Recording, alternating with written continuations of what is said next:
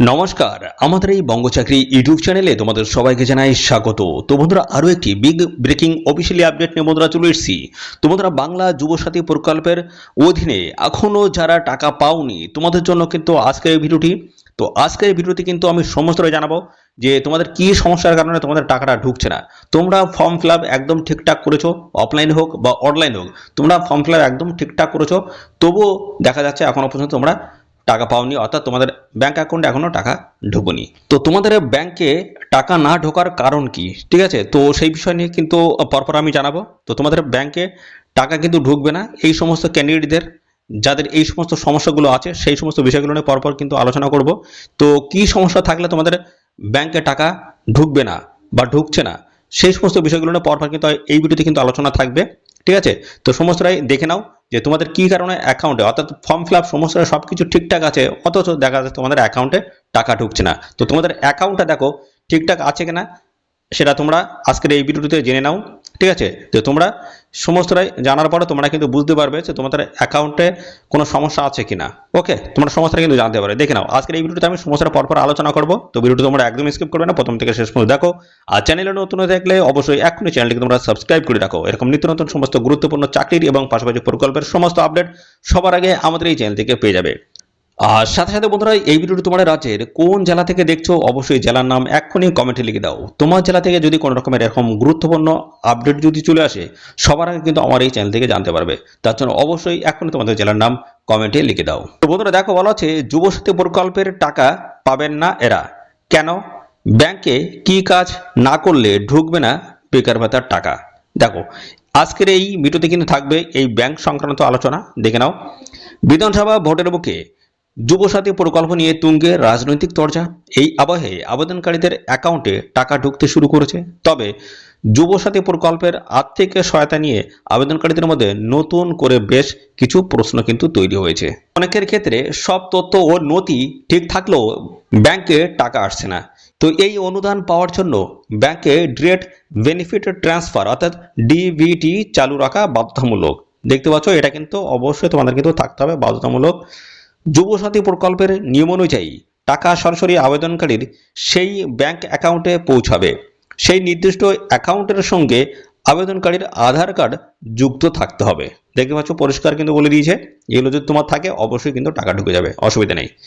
এবং আরও বলা হচ্ছে ফর্মে দেওয়া অ্যাকাউন্টটি যেন কোনোভাবে বন্ধ বা নিষ্ক্রিয় না হয়ে যায়। অর্থাৎ যে অ্যাকাউন্টটা তোমরা ফর্মের সাথে দিয়েছো আবেদন করার সময়, সেই অ্যাকাউন্টটা কিন্তু তোমাদের অ্যাক্টিভ থাকতে হবে। ওকে, দীর্ঘ সময় ধরে লেনদেন না করলে বা কেওয়াইসি আপডেট না থাকলে ব্যাংক অনেক সময় অ্যাকাউন্ট সাময়িকভাবে বন্ধ করে দেয়। তাই টাকা ঢোকার আগে ব্যাংকের শাখায় গিয়ে নিজের অ্যাকাউন্টটি সচল আছে কিনা তা যাচাই করে নিতে হবে, ঠিক আছে। এই কাজগুলো অবশ্যই তোমরা করে নাও। এবং এর সাথে বলা আছে শুধুমাত্র গ্যাসের ভর্তুকি বা অন্যান্য সরকারি সহায়তার মতো এখানেও ডিবিটি বা আধার অ্যাড করা আবশ্যক। সরকারি নির্দেশিকায় স্পষ্টভাবে জানানো হয়েছে যে এর জন্য আলাদা করে ডিবিটি লিঙ্ক করার কোনো প্রয়োজন নেই, ঠিক আছে। এই ক্ষেত্রে কিন্তু তোমাদের লাগবে না। তো সরাসরি আধার সিডিং করা অ্যাকাউন্টে এই অনুদান জমা পড়বে। দেখো আরও বলা হচ্ছে সাধারণ উপভোক্তারা অনেক সময় আধার লিঙ্ক এবং আধার সিডিং বা ডিবিটিকে গুলিয়ে ফেলেন। এই দুটির মধ্যে একটি বড়সড় প্রযুক্তিগত পার্থক্য রয়েছে। একজন নাগরিক তার নিজের নামে থাকা একাধিক ব্যাংক অ্যাকাউন্টের সঙ্গে আধারযুক্ত বা লিঙ্ক করতে পারেন। এটি মূলত কেওয়াইসি প্রক্রিয়া সম্পন্ন করতে এবং বায়োমেট্রিক লেনদেনের জন্য কিন্তু ব্যবহার করা হয়। অর্থাৎ একজন ক্যান্ডিডেট তিনি কিন্তু তার বিভিন্ন অ্যাকাউন্টের সাথে কিন্তু আধার লিঙ্ক কিন্তু করতে পারে এবং বায়োমেট্রিকের সাহায্যে কিন্তু লেনদেন তারা করতে পারে, ঠিক আছে।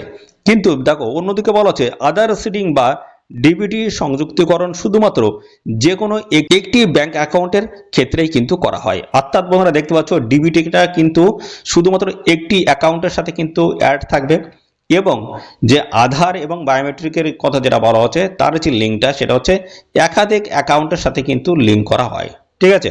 এছাড়াও দেখো বলা হচ্ছে পিএম কিষাণ বা এলপিজি ভর্তুকির মতো সরাসরি সরকারি সুবিধাগুলি এই ডিবিটি অ্যাকাউন্টে জমা হয়। তবে যুবসাথীর ক্ষেত্রে এই বিশেষ সিডিং এর কোনো বাধ্যবাধকতা নেই, এমনটাই খবর। অর্থাৎ দেখতে পাচ্ছ এই সিটিংয়ের কিন্তু কোনো রকমের প্রয়োজন নেই। তোমাদের যদি ব্যাংক অ্যাকাউন্টের সাথে যদি এই আধার লিঙ্ক যদি করা থাকে সেক্ষেত্রেই কিন্তু হবে। ঠিক আছে, শুধু আধারের সঙ্গে তোমাদের অ্যাকাউন্টের লিঙ্কটা থাকলেই কিন্তু হয়ে যাবে। তো এই হচ্ছে তোমাদের আপডেট বন্ধুরা। তো এটা তোমাদের যদি তোমাদের ঠিকঠাক থাকে সেক্ষেত্রে তোমরা কিন্তু অবশ্যই কিন্তু এই বাংলার যুবসাথী প্রকল্পের অধীনে যে 1500 টাকা প্রথম মাসে যে প্রথম কিছু 1500 টাকা দেওয়া হচ্ছে সেটাই কিন্তু তোমরা পেয়ে যাবে, তোমাদের অ্যাকাউন্টে কিন্তু ঢুকে যাবে। ঠিক আছে, তো এই একটি অফিসিয়ালি আপডেট কিন্তু চলে এসছে বন্ধুরা, যেটা বলা আছে যুবসাথী প্রকল্পের টাকা এরা কিন্তু পাবে না যাদের লিঙ্ক করা নেই, অর্থাৎ আধার লিঙ্ক অ্যাকাউন্টের সাথে করা নেই। ঠিক আছে, তাদের কিন্তু অ্যাকাউন্টে কিন্তু টাকা ঢুকবে না। যদি তোমাদের থাকে অবশ্যই কিন্তু তোমাদের টাকা খুব তাড়াতাড়ি অ্যাকাউন্টে কিন্তু চলে আসবে। ঠিক আছে, তো বন্ধুরা এই আছে অফিসিয়ালি একটি আপডেট। তো ভিডিওটি তোমাদের কেমন লাগলো অবশ্যই কমেন্টে জানাবে, এবং সাথে সাথে বন্ধুরা অবশ্যই ভিডিওতে একটি লাইক ও শেয়ার করে দেবে। চ্যানেলে নতুন হয়ে থাকলে চ্যানেলটিকে তোমরা সাবস্ক্রাইব করে রাখবে এরকম নিত্য নতুন সমস্ত সরকারি চাকরি এবং পাশাপাশি বিভিন্ন প্রকল্পের অফিসিয়ালি আপডেট সবার আগে পাওয়ার জন্য অবশ্যই এক্ষুনি চ্যানেলটিকে সাবস্ক্রাইব করে রাখো। তো আজকের ভিডিও এই পর্যন্ত, পরবর্তী আরও একটি নতুন ভিডিওতে তোমাদের সাথে দেখা হবে। ধন্যবাদ।